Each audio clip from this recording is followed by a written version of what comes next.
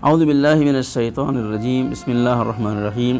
ناظرین السلام علیکم، آپ حضرات ہماری سیریز شیعہ کیلنڈر میں مدح فرما رہے ہیں۔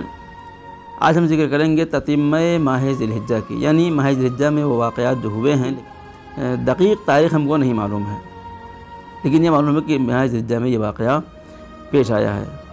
ممکن ہے چونکہ یہ اس میں کئی مناسبتیں ہیں، لہذا شاید ویڈیو ذرا لمبی ہو جائے، لیکن پلیز آپ آخر تک اس ویڈیو کو ضرور ملاحظہ فرمائیں۔ اس مہینے میں پیغمبر اسلام کے ذریعے لکھے گئے بہت سے خطوط ہیں، اس کا ذکر کریں گے۔ پھر جناب ابو ذر کی وفات اسی مہینے میں ہے، ابو موسیٰ اشعری کی موت اسی مہینے میں ہے، چھٹے امام کے صحابی زرارہ ابن عیون کی موت کی وفات اسی مہینے میں ہے۔ بہت شارٹ میں آپ کے سامنے عرض کریں گے۔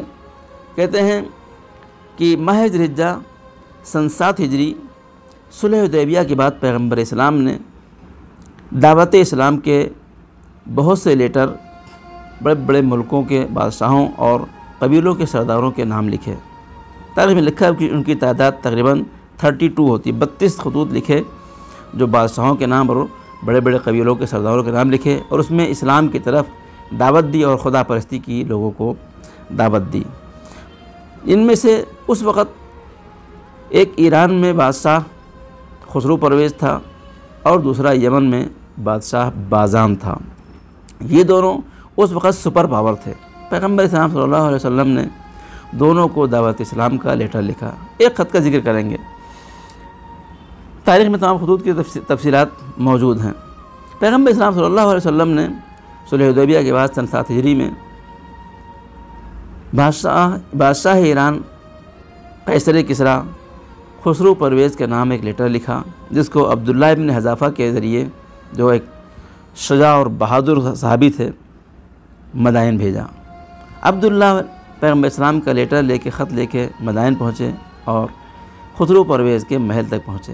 اندر جانے کی اجازت مانگی، لوگوں نے بادشاہ تک پیغام پہنچایا اور عبداللہ ابن حذافہ خط لے کے بادشاہ کے سامنے پہنچے۔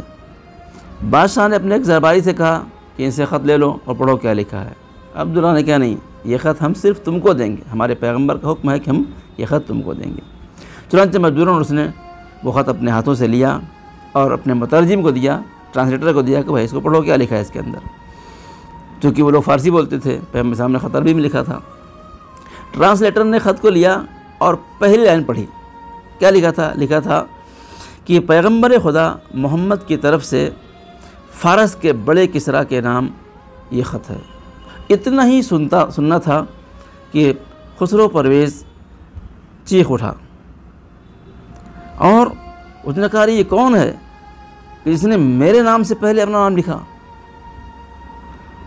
اور پھر اس نے آگے کچھ بات نہیں سنی، خط لیا اور پھاڑ کے پھینک دیا اور کہا کہ اس شخص کو نکال کے باہر کرو۔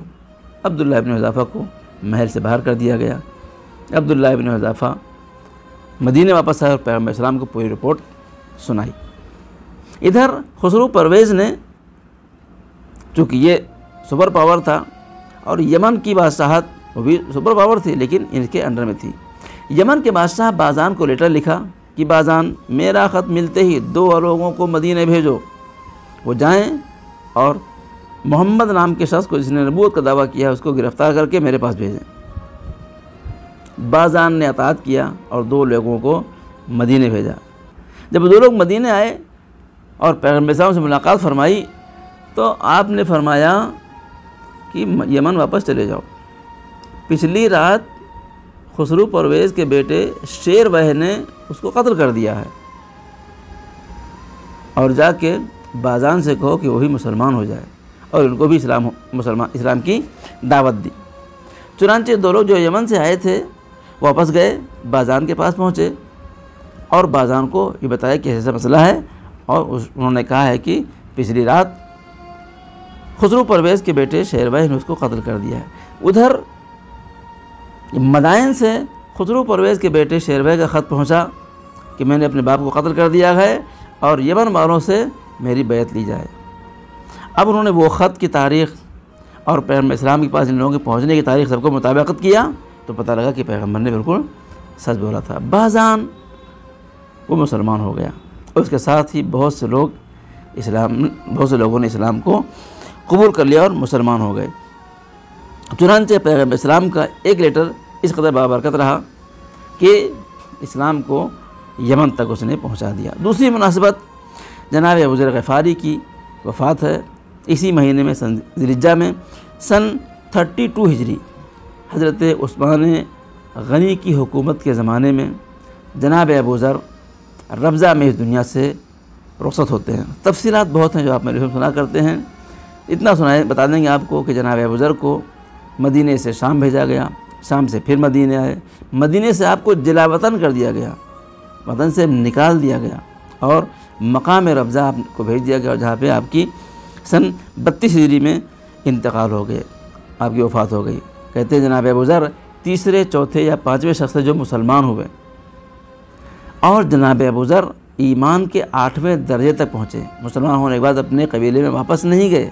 پیغمبر اسلام نے جناب ابو ذر کو صدیق امت کا لقب دیا تھا، اور زہد میں آپ جناب عیسیٰ سے مشابہ تھے۔ مشہور روایت ہے کہ آسمان نے کسی ایسے فرد کو سایہ نہیں کیا، زمین نے کسی ایسے فرد کا بوجھ نہیں اٹھایا جو ابو ذر سے زیادہ سچا ہو۔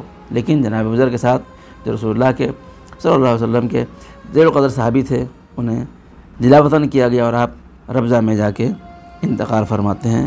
ماہ ذی الحجہ کا سن 32 سن تھا۔ اسی ماہ ذی الحجہ میں سن 44 ہجری میں ابو موسیٰ اشعری واسر جہنم ہوتا ہے۔ ابو موسیٰ اشعری، اس کا نام عبداللہ ابن قیس ابو موسیٰ اشعری تھا۔ وہ رسول اللہ کی زندگی کے آخری ایام میں مسلمان ہوا، اور بعض روایتوں میں ہے کہ پیغمبر اسلام کے سلسلے میں آپ کے قتل کی جو سازشیں ہوئی تھیں ان میں بعد میں یہ شریک بھی تھا۔ چنانچہ جنگ تبوک سے پلٹتے وقت جو واقعہ عقبہ پیش آیا اس میں یہ شریک بھی تھا۔ اور بالخصوص مولا علی کے زمانے میں دوبۃ الجندل میں جب حکمین کا واقعہ پیش آیا تو یہی ابو موسیٰ اشعری ممبر پہ جا کے مولا علی کو خلافت سے عزل کرتا ہے۔ جو غدیر کے کچھ دن پہلے مسلمان ہوا، وہ اس موقع پر پہنچ گیا کہ مولا علی کو خلافت سے عزل کر دے، اس نے خلافت سے مولا علی کو عزل کیا۔ اور پھر جو واقعہ ہوا آپ کو معلوم ہے کہ عمرو عاص نے ممبر پہ جا کے امیر معاویہ کو خلافت پہ بٹھا دیا۔ مولا علی کے اصحاب کے خوف سے ابو موسیٰ اشعری کوفے سے بھاگا اور جا کے مکے میں پناہ لی، جہاں اس کا سن 44 ہجری میں ذی الحجہ کے مہینے میں انتقال ہو گیا۔ اسی مہینے میں ہمارے چھٹے امام جعفر صادق علیہ السلام کے ذیل القدر صحابی جناب زرارہ ابن عیون سن 148 ہجری میں چھٹے امام کی شہادت کے 2 ماہ بعد اس دنیا سے رخصت ہو جاتے ہیں۔ جناب زرارہ ابن عیون یہ ہمارے اہل بیت کے فقہاء میں سے اولین فقہاء میں سے تھے، فقیہ، عالم، متکلم اور ذیل القدر شاعر تھے۔ زرارہ ابن عیون ہمارے امام کے ایسے صحابی تھے کہ آج آپ ائمہ کی روایات کو مطالعہ کریں گے تو زرارہ سے اکثر روایتیں ہمارے امام سے زرارہ نے اکثر روایتیں نقل کی ہیں۔ آج ان کی اسی ماہ میں ان کی سن 148 ہجری میں وفات کی تاریخ ہے۔ خدا سے دعا پڑھنے والے ہم سب کو نیک توفیقات سے نواز، ہم سب کو نیک اعمال انجام دینے کی توفیق عطا فرما۔ ربنا تقبل منا انک انت السمیع العلیم۔ السلام علیکم ورحمۃ اللہ وبرکاتہ۔